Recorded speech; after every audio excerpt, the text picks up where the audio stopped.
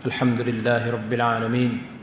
الحمد لله نحمده ونستعينه ونستغفره ونؤمن به ونتوكل عليه ونعوذ بالله من شرور أنفسنا ومن سيئات أعمالنا. من يهده الله فلا مضل له ومن يضلله فلا هادي له. أشهد أن لا إله إلا الله وحده لا شريك له وأن محمدا عبده ورسوله لا نبي بعده. صلوات الله وسلامه عليه وعلى آله وأصحابه ومن اهتدى بسنته إلى يوم الدين. أما بعد. وقد قال الله تبارك وتعالى في كتابه الكريم: أعوذ بالله من الشيطان الرجيم. يا أيها الذين آمنوا اذكروا الله ذكرا كثيرا وسبحوه بكرة وأصيلا. صدق الله العظيم. Tuan-tuan, puan-puan yang dirahmati Allah Subhanahu wa taala sekalian, alhamdulillah. Pertama sekali kita ucapkan setinggi-tinggi kesyukuran kepada Allah Subhanahu wa taala atas kesempatan dan peluang yang diberikan kepada kita. Alhamdulillah, pada malam ini dapat sama-sama kita berkuliah live daripada tajaan surau Al-Mukhlisin, Pelangi 2 Tasik Kusuma sebenarnya kan. Alhamdulillah. Jadi tuan-tuan pun yang dirahmati Allah Subhanahu wa taala sekalian, yang mana baru join kita, insya-Allah mudah-mudahan tuan-tuan boleh sharekan live ini. Mudah-mudahan dapat disebar luaskan lagi kuliah tajaan kita pada malam ini, insya-Allah. Jadi tuan-tuan pun yang dirahmati Allah Subhanahu wa taala sekalian, saya nak sambungkan perbincangan berkaitan dengan kelebihan zikir daripada kitab Al-Azkar. Kitab Al-Azkar karangan Imam An-Nawawi rahimahullahu taala. Seperti mana sebelum daripada wabak ni tuan-tuan, kuliah kita di sini ialah kuliah subuh kuliah subuh membawa kitab Al-Azkar, dan untuk kuliah online pada malam ini insya-Allah juga kita akan bawa kitab yang sama dan perbincangan sekitar berkaitan dengan zikir-zikir yang disebutkan oleh Nabi sallallahu alaihi wasallam melalui hadis-hadis yang sahih yang dihimpunkan oleh para alim ulama untuk ditinggalkan kepada kita semua. Jadi alhamdulillah muslimin muslimat yang dirahmati Allah Subhanahu wa taala sekalian. Apakah kepentingan kita lihat ke berzikir ini kepada Allah Subhanahu wa taala? Apakah kepentingan tuan-tuan? Kerana di sana terdapat banyak sangat hadis yang menyatakan bahawa kepentingan dan kelebihan berzikir, dan juga memberi gambaran-gambaran yang tidak elok kepada orang-orang yang tidak berzikir. Seumpamanya kita lihat hadis daripada Abi Musa Al-Asy'ari radhiyallahu anhu anin Nabi sallallahu alaihi wasallam. Ini contoh satu hadis ya. Qala mathalul ladzi yadhkuru rabbahu wal ladzi la yadhkuru rabbahu mathalul hayy wal mayyit. Rawahul Bukhari. Ini hadis yang sahih daripada Bukhari, mengatakan bahawa daripada Abi Musa Al-Asy'ari radhiyallahu anhu bahawa Nabi sallallahu alaihi wasallam bersabda, perumpamaan orang-orang yang berzikir kepada Tuhan mereka, Tuhannya, dan orang-orang yang tidak berzikir kepada Tuhannya, seumpama orang yang hidup dan orang yang mati di sisi Allah Subhanahu wa taala. Besar tuan-tuan, maknanya orang yang zikir ini, yang sentiasa mengucapkan kalimah thayyibah, sama ada subhanallah, alhamdulillah, Allahu akbar, tahmid, tahlil ataupun istighfar ataupun taqdis, dia memuji-muji Allah Subhanahu wa taala. Orang ini perumpamaan yang disebutkan oleh Nabi sallallahu alaihi wasallam ialah orang yang hidup. Ya, hidup ni maknanya hidup dia ada hubungan dia dengan Allah taala. Dan orang yang tidak berzikir tuan-tuan, seharian kita nampak kan dia start kereta, pergi kerja, masuk pasar, pergi berniaga sebagainya. Kita nampak tuan-tuan, nampak dia hidup, tapi sebenarnya dia mati. Kan kalau orang tahu ya, orang ni orang mati ni kan, macam zombie pula tuan-tuan, tak? Tapi muka tak adalah hodoh macam tu kan. Maknanya mati di sini ialah mati di sisi ketiadaan mengingati Allah Subhanahu wa taala. Maknanya dia tidak ingat pada Allah, dia tidak menghubungkan diri dia kepada Allah Subhanahu wa taala sampai ke tahap itu. Dan juga ayat Al-Quran yang saya sebutkan pada awal-awal tadi menunjukkan perintahnya Allah Subhanahu wa taala memerintahkan kita, ya ayyuhalladzina amanu dzkurullah dzikran katsira.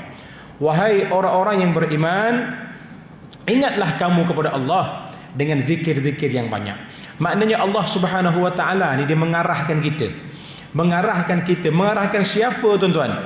Iaitu orang-orang yang mengaku dia sebagai orang mukmin. Nah, bila kita sebut ya ayyuhalladzina amanu, maknanya bila Allah Taala sebutkan sedemikian, di belakang itu kena beri perhatian, kerana ada perintah-perintah yang Allah Taala berikan ataupun Allah Taala arahkan khusus kepada siapa?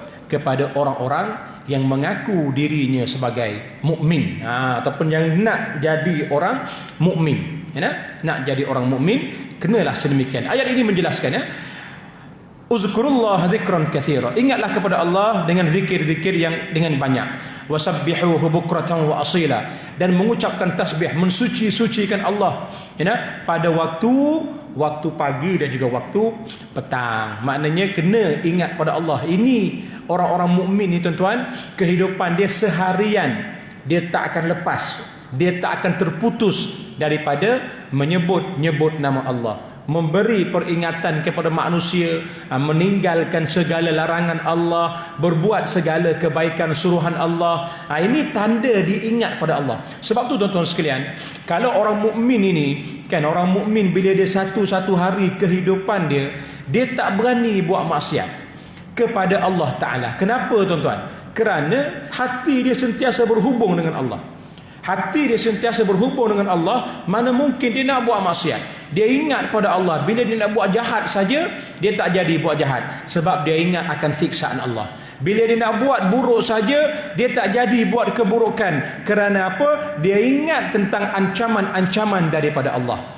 Inilah kelebihan kita sentiasa mengingati Allah Subhanahu wa ta'ala.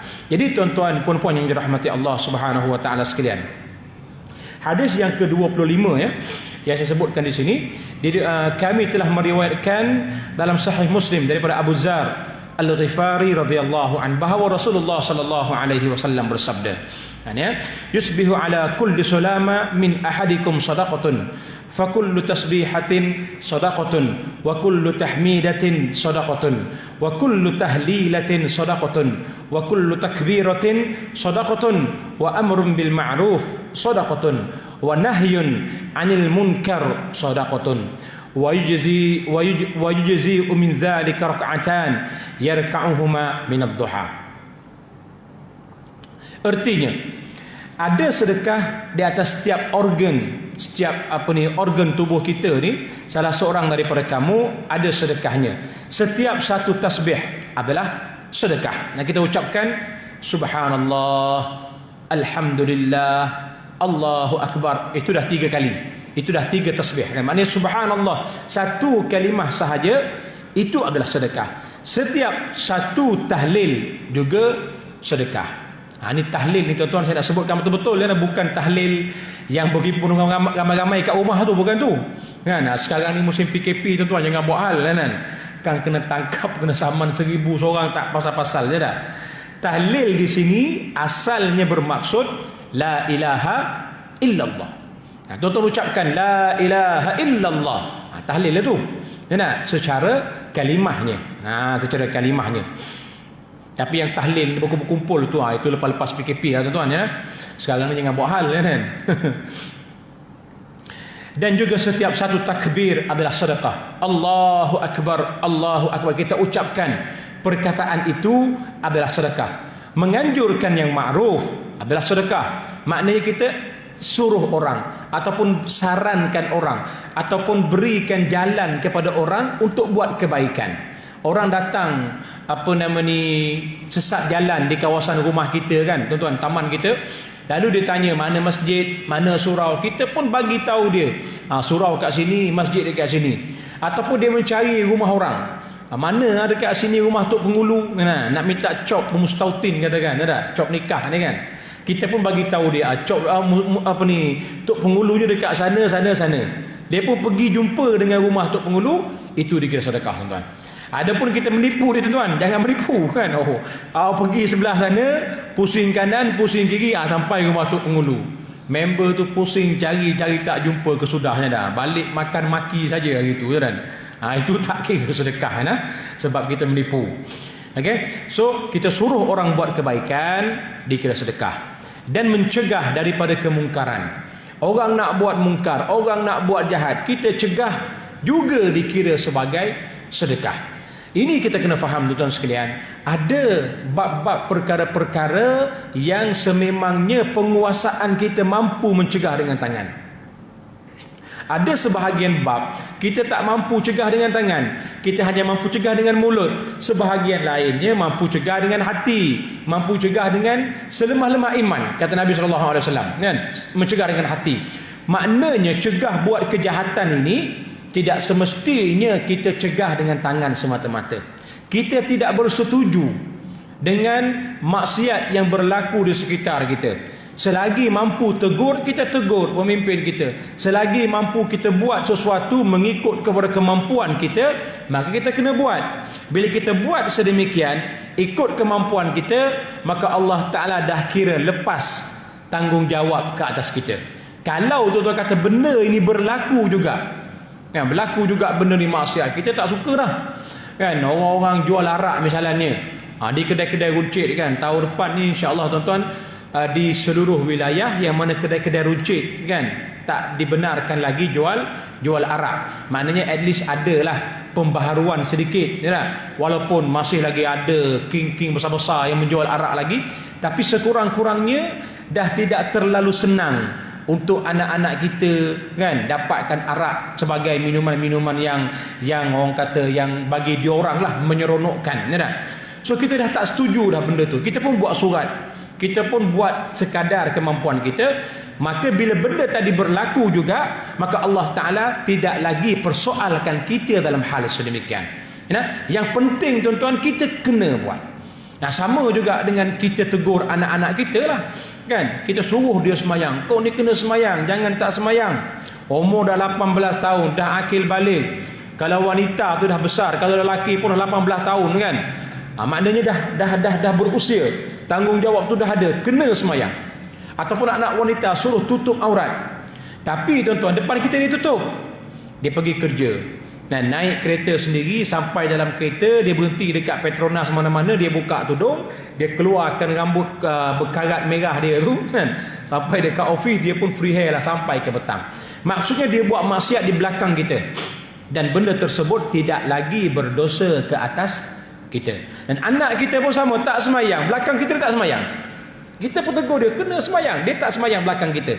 Depan kita baiklah ayah, baiklah abah, baiklah papa kan, pun semayanglah depan kita. Bila kita tak tegur, tak semayang, maka hal tersebut bukan lagi di bawah tanggungjawab kita ya, tak berdosa dengan Allah Ta'ala ya. Ini kena faham tuan-tuan. Ada orang kata anak-anak buat maksiat belakang ayah dia juga kena bertanggungjawab. Tak tuan-tuan, tidak sama sekali, kerana di luar daripada pengetahuan ayah dia, maka tidak lagi berdosa bagi ayah dia. Okey. Kemudian dan kesemua itu, semua itu boleh digantikan dengan 2 rakaat di waktu duha. Maknanya Nabi SAW nak sebutkan di sini tentang kelebihan solat duha. Dan jadi bila katakan setiap tasbih subhanallah, alhamdulillah tahmidnya, wala ilaha illallah dengan tahlilnya, Allahu akbar dengan takbirnya, dan kita suruh orang buat kebaikan, mencegah orang buat kemungkaran, kesemua ini kata Nabi SAW kan, kesemua ini boleh digantikan dengan solat sunat 2 rakaat di waktu duha. Maknanya tuan-tuan, solat duha ini merupakan solat yang sangat-sangat istimewa di sisi agama kita ya. Solat sunat duha ini solat sunat yang sangat istimewa di sisi agama kita. Kerana apa tuan-tuan? Kerana solat ini juga merupakan zikir. Solat ini juga merupakan zikir. Tuan-tuan tengok daripada awal kita angkat takbir kan, Allahu Akbar, kita katakanlah mula-mula tu niat lah, ambil air semayang kan, tu niat nak solat, kemudian Allahu Akbar. Setiap 2 rakaat kita semayang tu berapa kali kita bergerak? Rokoknya Allahu Akbar, sami Allahu liman hamidah, Allahu Akbar, berpuluh-puluh kali. Ya, sebab tu Nabi sebut memadai dengan 2 rakaat. Sebab kita sebut di sini sekali. Kan? Subhanallah sekali sebut. Tapi dalam solat subhanallah wa bihamdihi subhanallahil azim, subhanallah wa bihamdihi subhanallah, kan? Macam-macam bacaan. Malah dalam solawat 2 rakaat tadi, dan dalam solat 2 rakaat tadi lebih besar zikirnya berbanding zikir di luar daripada solat. Ya kan? Kenapa tuan-tuan? Kalau tuan-tuan lihat tengok dalam solat ada tak baca Quran tuan-tuan?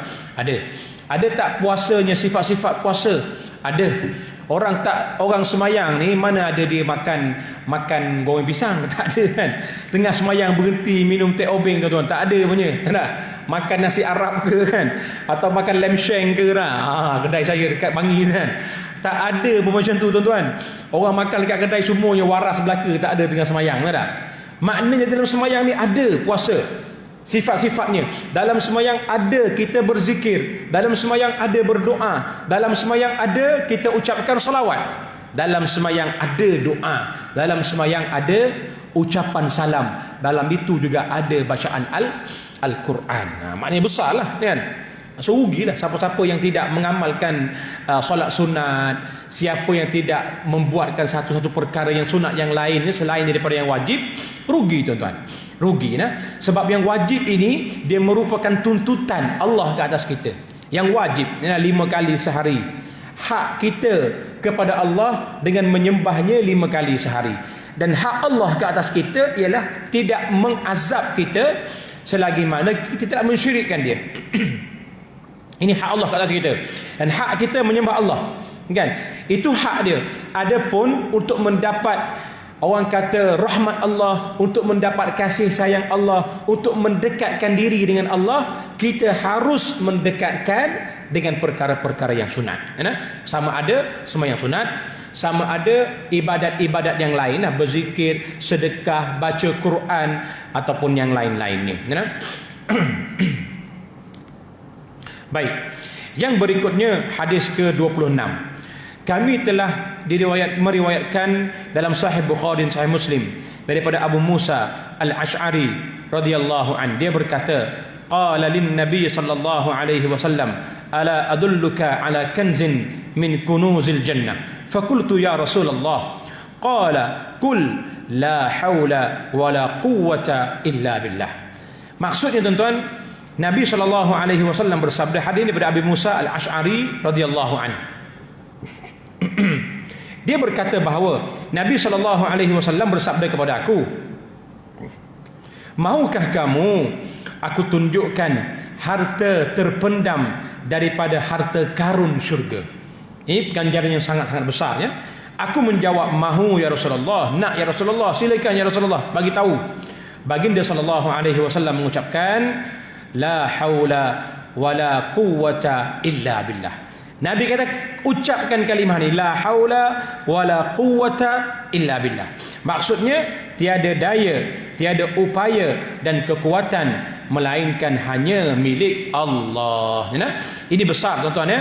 La haula wala quwwata illa billah. Maknanya perkataan-perkataan yang diucapkan oleh Nabi SAW dalam hadis-hadisnya, dalam periwayatannya, dia merupakan satu perkara yang boleh dan patut kita amalkan.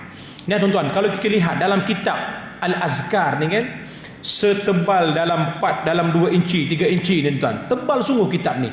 Maknanya dalam ini terhimpun berlambak-lambak zikir yang sahih, yang jelas daripada baginda sallallahu alaihi wasallam. So ini kita patut buat. Maknanya orang Islam ni dia tidak ada kata, oi buang masa, lepak, bosan kan, nak pergi minum dekat sana sini, lepak berjam-jam di kedai makan sebagainya. Dia sepatutnya tidak ada perasaan tersebut.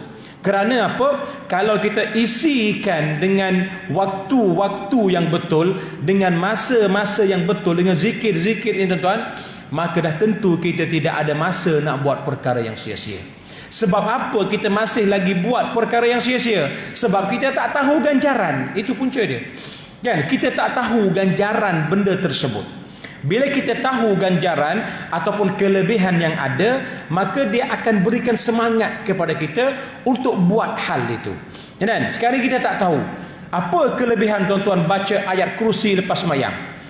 Orang tak tahu, kan? Yang Nabi SAW menyebutkan, barang siapa yang membaca ayat al-kursi selepas solat, setiap duburi solat, setelah selesai solat, maka baginya dengan syurga tidak ada halangan kecuali kematian.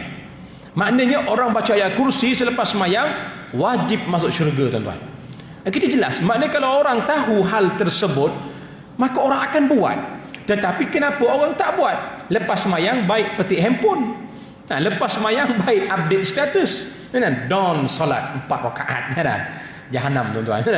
Don zikir, dan itu, dan ini, macam-macam. Ataupun macam-macam status lah. Status berbentuk riak pun ada. Status berbentuk galakan pun ada. Sebab apa? Sebab kebanyakan kita tak tahu tentang kelebihan bacaan ayat kursi lepas daripada sembahyang. So lepas ni, jangan lupalah kena buat hal tersebut. Sama juga dengan zikir ni, tuan-tuan. Yang Nabi SAW ajarkan kepada Abu Musa al-Ash'ari radhiyallahu anhu. Yakni zikirnya ialah la haula wala quwwata illa billah. Dan saya yakin, tuan-tuan, semua di kalangan kita ni tahu zikir ni, betul. Bukan kita tak tahu. Kita dah tahu dah pun hafal berbuih-buih mulut dah, kan? Tapi kadang-kala, tuan-tuan, hafalan zikir kita tidak masuk dalam hati. Lantas bila tak masuk dalam hati, dia akan menyebabkan kedudukan kita ni sama takutnya daripada 10 tahun lepas sampai sekarang. Sama takut. Kan? Kalau kita lihat, tuan-tuan, berapa banyak kita semayang daripada usia balik lah, usia balik kan, 15 tahun, 14 tahun, sampailah sekarang, berapa banyak kita ikut imam, subhanallah, alhamdulillah, wala ilaha illallah, wallahu akbar. Lepas semayang pergi masjid, pergi surau, pergi masjid, pergi surau. Bulan Ramadan hari-hari dibaca, sampailah berpuluh-puluh tahun sekarang. Kenapa bila azan dengar, bila kita dengar nama Allah disebutkan, kita masih lagi tak rasa apa-apa dalam jiwa kita, tuan-tuan? Salah satu faktornya ialah kita bacakan zikir tadi tetapi dengan tidak menghayati makna zikir tersebut. Ini antara sebab-sebab dia, tuan-tuan. Sama juga dengan orang yang baca Quran. Kan, dia baca Quran satu hari 2 juzuk, satu hari 3 juzuk bacaan Al-Quran. Tetapi dia tidak memahami Al-Quran tersebut. Dia hanya baca teks. Hanya baca teks, tuan-tuan. Rugilah kita. Sebab Al-Quran ini dia patutnya kita ketahui maksudnya. Barulah akan masuk ke dalam jiwa kita. Mana mungkin, tuan-tuan, kita baca teks tak faham, kan? Baca je. Ini saya cerita ni, tuan-tuan, bukan soal pahala dapat ke tak dapat, ya. Soalnya masuk ke dalam jiwa tak masuk dalam jiwa, kan? Kalau ikutkan pahala, tuan-tuan, tengok Quran pun dah dapat pahala dah. Tengok je pun tak baca lagi, kan? Ini pahala besar Al-Quran kalau ikutkan pahala. Tetapi kita nak berceritakan perihal kesan yang ada dalam jiwa kita setelah kita membaca Al-Quran dengan memahami maksudnya, dan kita berzikir dengan menghayati zikir-zikir yang kita baca tu. Dengan hal tersebut, dah tentu dia akan memberikan kesan yang besar di dalam jiwa kita, ya? Allah Subhanahu wa taala berfirman, ya, Al-Quran, tuan, berkaitan dengan zikir. Alladzina amanu wa tatma'innu qulubuhum bidzikrillah. Dan orang-orang mukmin, mereka ini menenangkan jiwa-jiwa mereka dengan zikrullah. Surah Ar-Ra'd ayat 28. Maknanya mereka menenangkan jiwa mereka dengan berzikir kepada Allah. Tatma'innu qulubuhum. Dia menenangkan hati dia. Hati dia resah. Dia cari apa, tuan-tuan? Dia cari zikir. Hati dia resah, dia cari sejadah. Hati dia berserabut, dia cari sejadah. Dia dapat nikmat, orang beri pada dia nikmat, pangkat, naik gaji, dia tak keruan jadinya, kan? Jadi Allah serba salah. Jadi dia pun terkagum dengan apa yang dia dapat. Dia cari sejadah. Sujud pada Allah, zikir pada Allah, minta pada Allah. Inilah orang mukmin.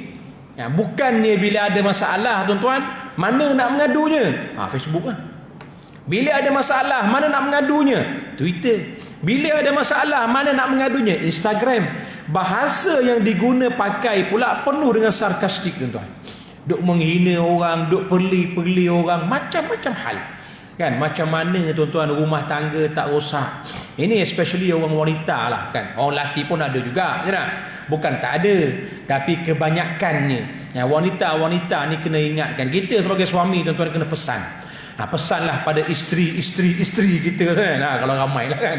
Pesan pada dia orang, ada masalah jangan mengadu dalam ruangan-ruangan media sosial. Kerana di sana terdapat ribuan malah jutaan mata-mata yang sedang menunggu peluang untuk mereka masuk perangkap. Tuan-tuan bayangkan, macam-macam kes sekarang ni kan. Kes rogol, kes bawa lari anak dara orang, kes rasuah, kes perceraian, kes orang ketiganya, macam-macam hal. Disebabkan kita sendiri yang membuka ruang kepada fitnah tersebut. Orang boleh baca, orang tengok lama kan, ini bahagia je kan. Sekali dia post apa-apa, orang kata ni dah mula dah ni, macam ada hal-hal apa-apa. Lalu mata-mata yang menunggu peluang ni pun akan ambil peluang. Seorang mukmin dia mengadu masalah dia bukan kepada medsos, bukan kepada media sosial, tapi mengadu kepada Allah Subhanahu wa taala. Bila dia mengadu tuan-tuan, orang mukmin juga mengadu pada Allah di waktu awal pagi. Di waktu awal pagi, yakni waktu tahajud. Waktu tahajud. Allah sebut dalam Al-Quran, A'udzubillahi minasyaitonirrajim wa bil asharihum yastaghfirun.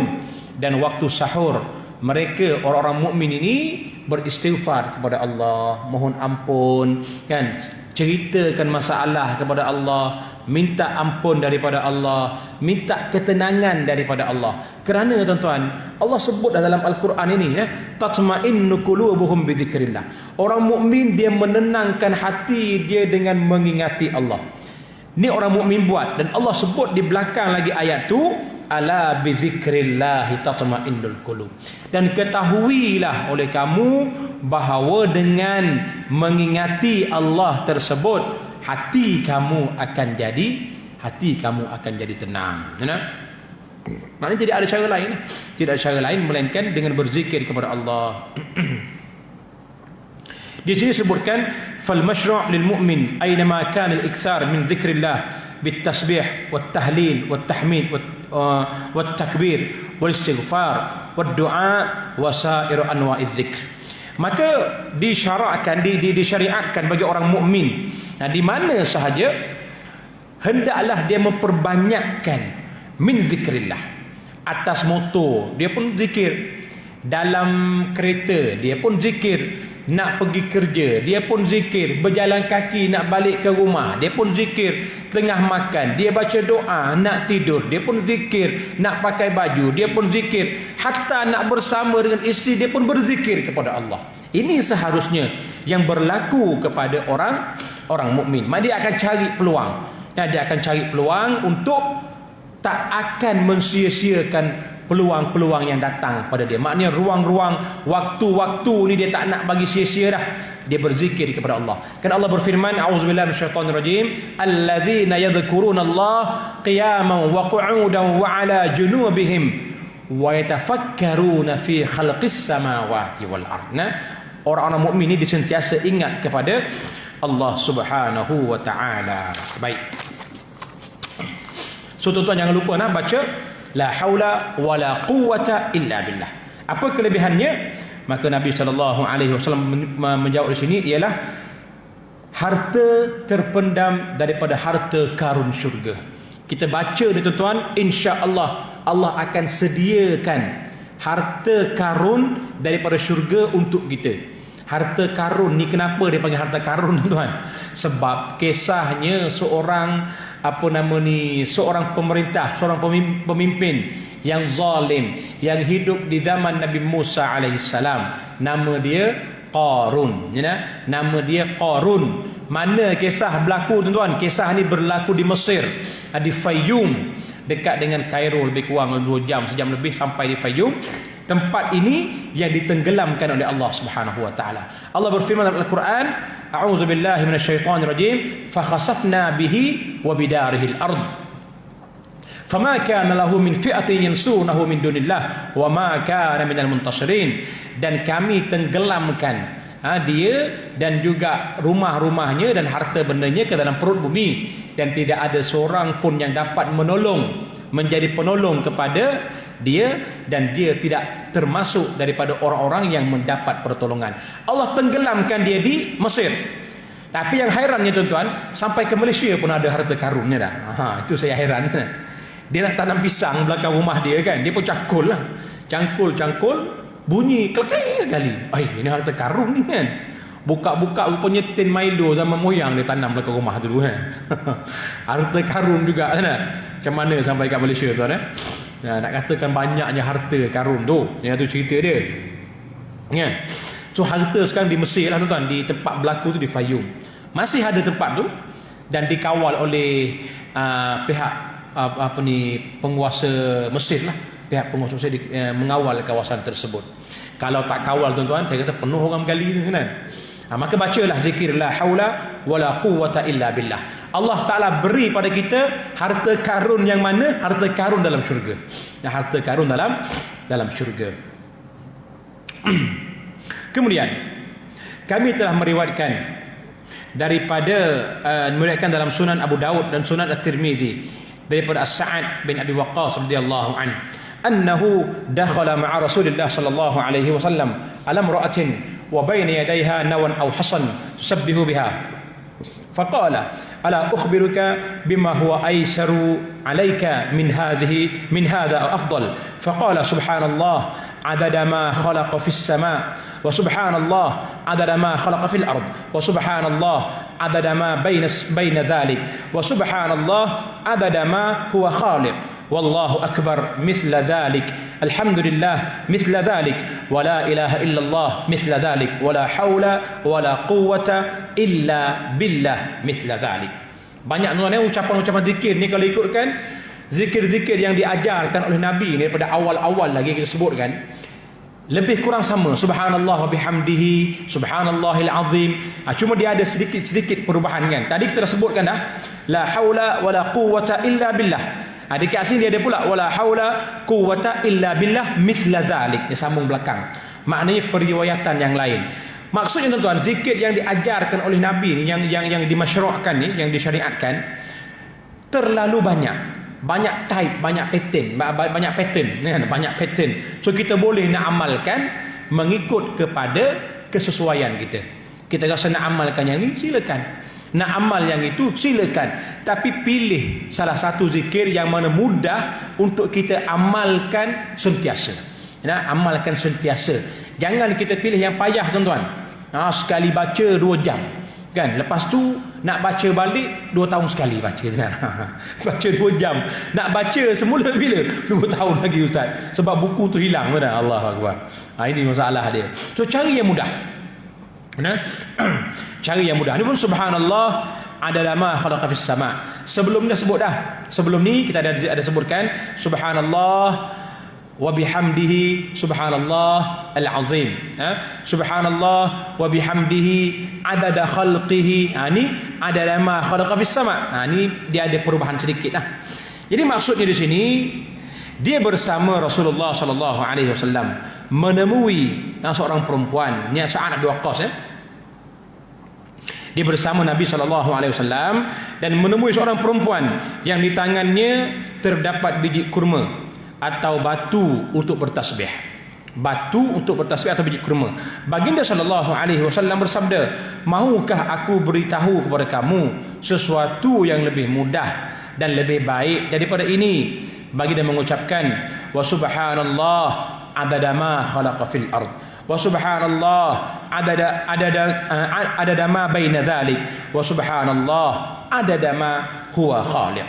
Maksudnya, maha suci Allah sebanyak makhluk ciptaannya di langit, maha suci Allah sebanyak makhluk ciptaannya di bumi, maha suci Allah sebanyak makhluk ciptaannya di antara kedua-duanya. Maknanya langit dan bumi antara kedua-duanya ada makhluk duduk dengan. Maha suci Allah sebanyak mana pun yang dia ciptakan.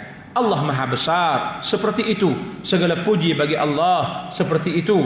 Tiada Tuhan selain Allah, seperti itu. Dan tiada daya dan upaya serta kekuatan, melainkan hanya milik Allah, seperti itu juga. Nah, Imam Tirmizi mengatakan hadis ini hasan. Ini tuan-tuan, ini boleh baca nah, subhanallah adada ma khalaqa fis sama, subhanallah adada ma baina dhalik, subhanallah adada ma huwa khaliq. Nah, sebanyak mana penciptaan makhluk-makhluk Allah. Maknanya Allah Taala ni mempunyai kemuliaan. Kita tak tahu berbanyak makhluk yang diciptakan. Yang kita tahu, mungkin kita tahu binatang kan. Kita tahu cicak kan. Cicak pula berapa jenis cicaknya ada.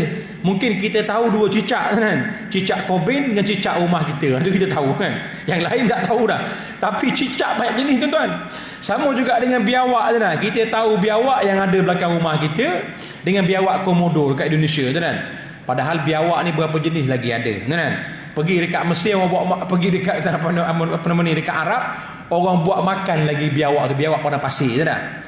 Makna kita tak tahu makhluk-makhluk yang nyata ataupun yang gaib yang Allah Taala ciptakan.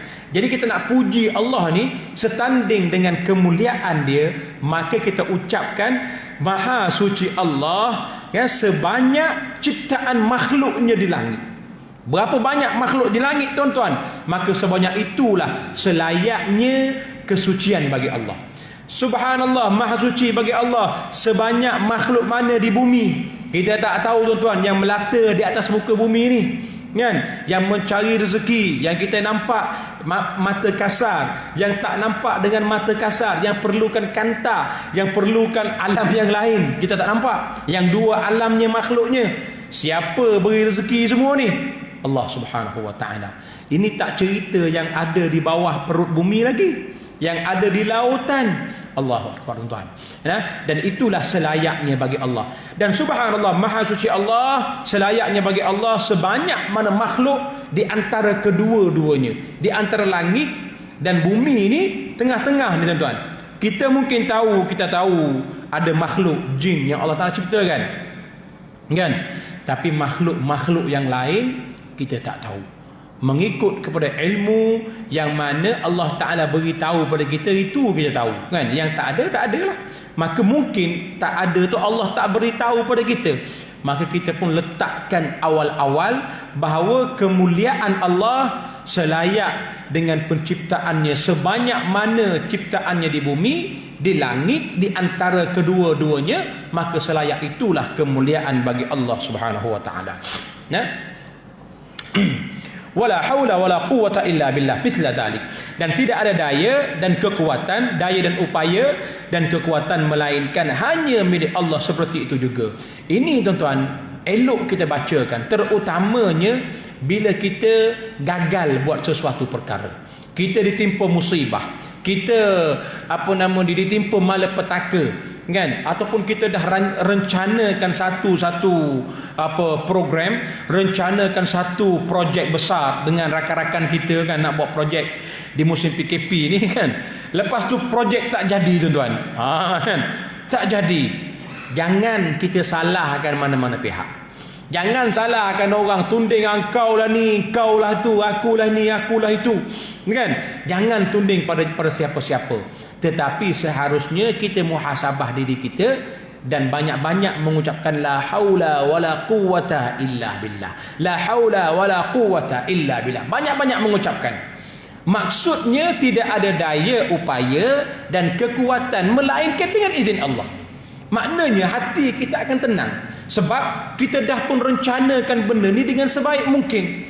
Dah pun kita aturkan kan, kononnya nak pergi panjat bukit lah besok pagi kan, dah atur dah beli kasutnya, dah pam tayar basikalnya, nak naik panjat gua bukit dekat bukit kan, bukit Broga ke apa kan, contohlah kan.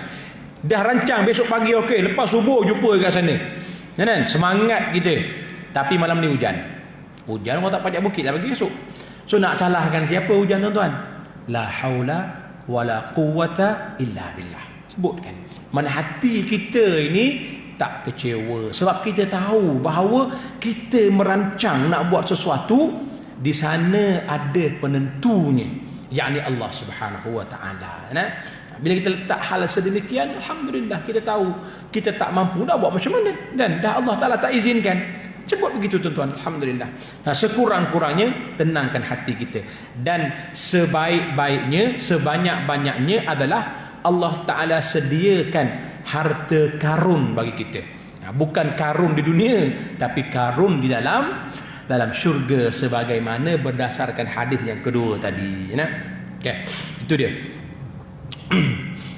So ini pun boleh sebut, subhanallah abadama khalaqa fil ard, subhanallah abadama khalaqa fil ard, subhanallah abadama baina zalik, subhanallah abadama huwa khaliq, wallahu akbar mithla dhalik, alhamdulillah mithla dhalik, wa la ilaha illallah mithla dhalik, la hawla wa la quwwata illa billah mithla dhalik.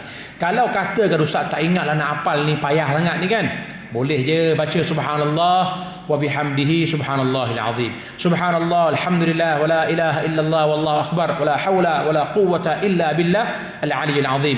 Ingat yang itu pun baca tuan-tuan. Baca.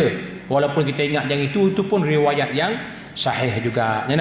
Daripada duk baca-baca yang tah mana-mana tu kan. Itu dia. Baik. Yang ke-28, ini berkenaan dengan zikir, kelebihan zikir menggunakan tangan. Menggunakan apa nama ni? Ruam-ruam jari kita ni kan. Nabi SAW sebutkan di sini.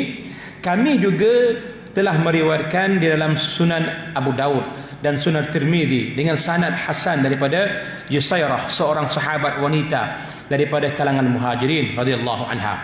Anna Nabi sallallahu alaihi wasallam amarahunna an yura'ina bit takbir wat taqdis wat tahlil wa an yaqidna bil anamil fa innahunna mas'ulat mustantaqat.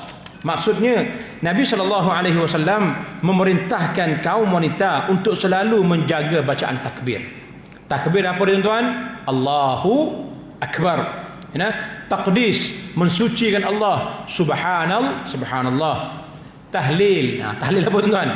La ilaha illallah. Saya kena ulang tahlil ni sebab orang kita ni maksud lain ni. Bila ingat tahlil ni makan saja sana. Ingat tahlil dia ingat makan, ingat tahlil dia ingat makan ni. Dah lama tak buat tahlil ni kan.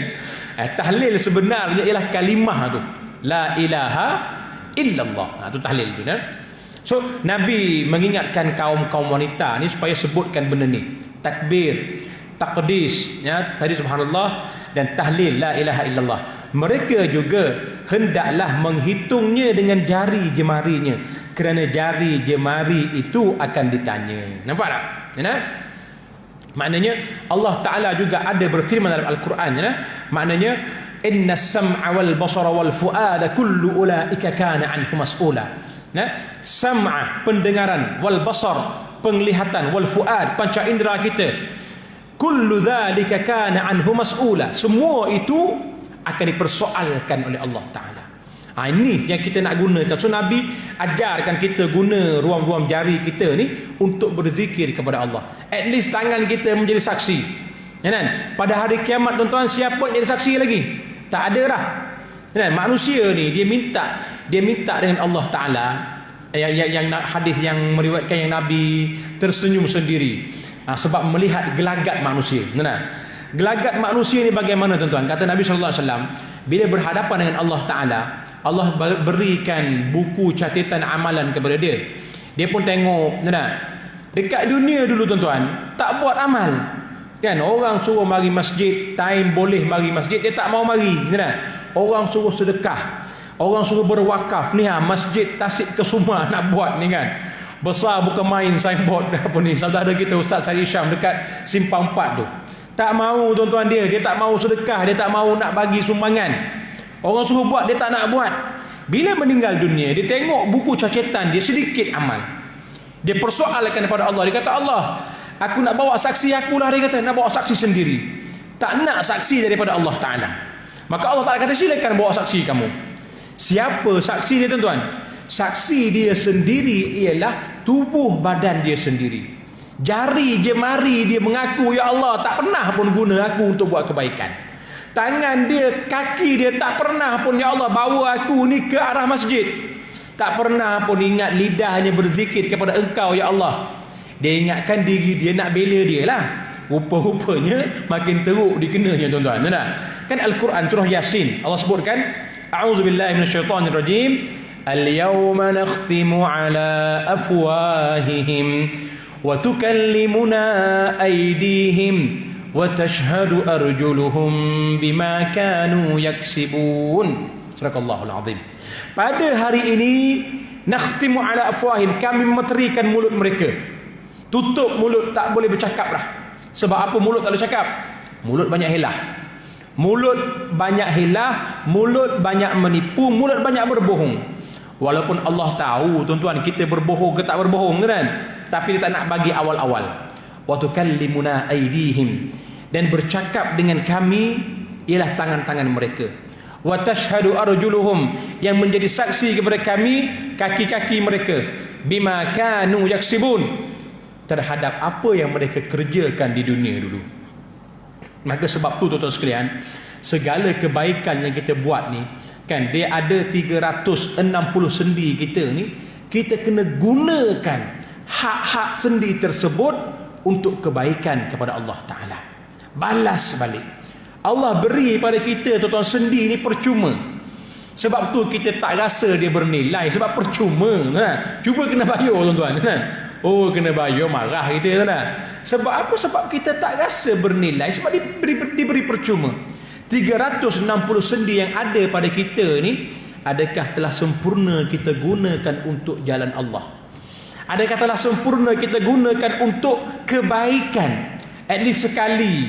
Ada tak tuan-tuan? Nampaknya panjat bukit tiap-tiap minggu sana, nak mari masjid 2 langkah 3 langkah pun tak mau mari. Ini akan dipersoalkan. Dia angkat besinya tuan-tuan 50 kilo, sejam 2 jam main-main je. Angkat besi tuan-tuan, nak angkat takbir 2 rakaat subuh begitu berat, akan dipersoalkan oleh Allah Subhanahu wa taala. Sebab itulah jasad kita ni yang kita duk bela-bela sangat ni kan. Nak makan malam pun tak boleh lah, jaga perut je lah. Dah bulat dah ni ustaz. Naik badan lah, nak itu tak boleh, ini tak boleh. Kita duk jaga-jaga sangat tuan-tuan. Dah ke kita guna dia untuk kebaikan? Kalau dah guna, alhamdulillah. Takut-takut belum guna lagi. Kalau belum guna lagi, sia-sia. Badan cantik ni kan, dekat perut ni 8 petak ada. Dekat tangan ni orang satu, kita 4 petak dekat lengan ni. Dekat tulang belakang 14. 14 ketul ada. Kuat benar kan. Tapi takbir 2 rakaat solat subuh pun tak boleh angkat. Maka tak ada gunanya hal sedemikian. So Nabi SAW mengajarkan kepada sahabiah ini tentang zikir, yang mana afdal menggunakan jari jemari kita, ruam-ruam jari kita ni.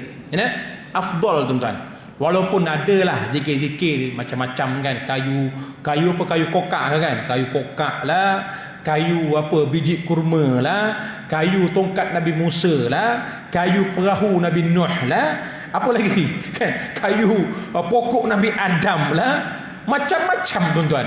Nabi sebut dalam hadis ringkas saja. Pakai jari kita ni, semua Allah beri jari belaka. Tenang, kita tak rasa hilang ni sebab tak kudung lagi. Cuba kena gaul tuan-tuan, nak lipat pun payah. Baru kau tahu sakit tak sakit je dah. Tu dia. So gunalah. Apa yang ada pada kita ini, gunakan seluruhnya untuk kebaikan dalam berbakti kepada Allah Subhanahu wa taala. Baik. Dah isyak ke dia? Isyak? Belum ke? Dah isyak dah. Dah isyak dah insya-Allah. Jadi kita rasa kita boleh berhenti dekat sinilah, sebab ada lagi hadis-hadis ni, ada 3-4 hadis lagi ni pun menyebutkan perihal yang sama tuan-tuan, yakni kelebihan berzikir dengan menggunakan ruam-ruam jari ni. Nabi SAW sendiri pun mengira tasbih dengan tangan kanan ini dia boleh kira 20 apa ni, 33, 34 dan juga 33, 34 boleh guna dengan jari-jari ini untuk berkira-kira. So tak perlu kita nak guna tasbih atau sebagainya. Bukan kata tak boleh, boleh tuan-tuan, nak guna tasbih pun boleh, tapi guna jari lebih afdal. Sebab orang pergi mana-mana pun kita akan bawa jari kan. Kalau nak pergi kedai mamak pun kita bawa jari, tak tertinggal. Kalau tasbih ni tertinggal, nak berzikir, alamak tasbih tak bawa, dah tak jadi zikir kan. Tak ada lagi orang tinggal tangan dia nak pergi kerja tuan, tak ada lagi kan. Semua bawa tangan kan. Maka tangan sentiasa ada, gunalah ruang tersebut untuk kebaikan kepada Allah Subhanahu wa taala. Insya-Allah tuan-tuan kita akan sambung pada kuliah yang akan datang berkaitan lagi dengan kaedah-kaedah zikir-zikir memperingati Allah dan bagaimana Nabi menyebut dengan lafaz-lafaznya. Insya-Allah mudah-mudahan dengan sentiasa kita mencari kebaikan, Allah akan mengira dia sebagai satu amal soleh dalam kehidupan kita, insya-Allah. Jadi untuk itu terima kasih atas perhatian, mohon maaf atas kesilapan, bertemu di lain kesempatan. Moga kita dirahmati Tuhan. Sekian, Assalamualaikum warahmatullahi wabarakatuh.